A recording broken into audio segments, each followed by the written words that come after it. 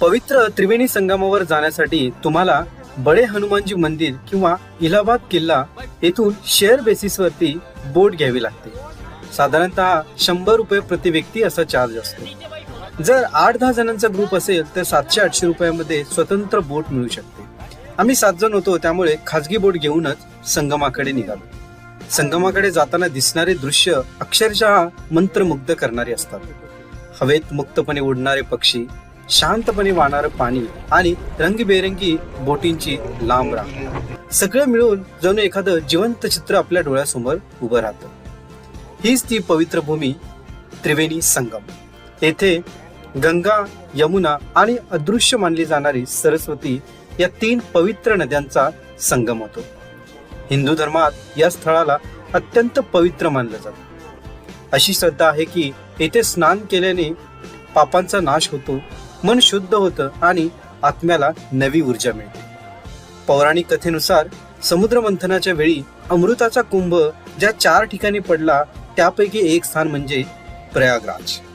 त्यामुळे येथे जगप्रसिद्ध कुंभमेळा भरतो। दर 12 वर्षांनी होणाऱ्या या कुंभमेळ्यात जगभरातून कोट्यावधी भाविक संगमावर पवित्र स्नान करण्यासाठी एकत्र येतात। याशिवाय दर 6 वर्षांनी अर्ध कुंभमेळा आणि दरवर्षी मकर संक्रांतीपासून सुरू होणारा माघ मेळा देखील येथे मोठ्या श्रद्धेने साजरा केला जातो।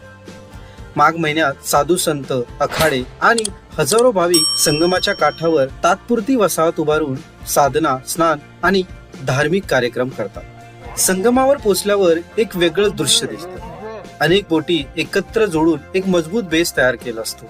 2 बोटींच्या मध्ये जाळी लावून सुरक्षित हौद तयार केलेला असतो, कारण येथे पाणी खोल आणि प्रवाही असतं।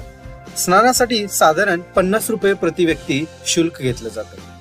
संगमाच्या पाण्यात उभं राहून दूरवर दिसणाऱ्या शेकडो बोटी, आकाशात गिरट्या घेणारे पक्षी आणि भक्तिमय वातावरण, त्या क्षणी वेळ जणू थांबून जातो। हा अनुभव शब्दात सांगणं कठीण आहे, तो फक्त मनात साठवून ठेवायचा असतो। सकाळी लवकर गेला तर पाणी अक्षरशः बर्फासारखं थंड असतं, 2 ते 3 डिग्री पर्यंत।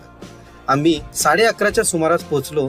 थोडं ऊन होतं, तरी पाणी 6 ते 7 डिग्री इतकं गारच।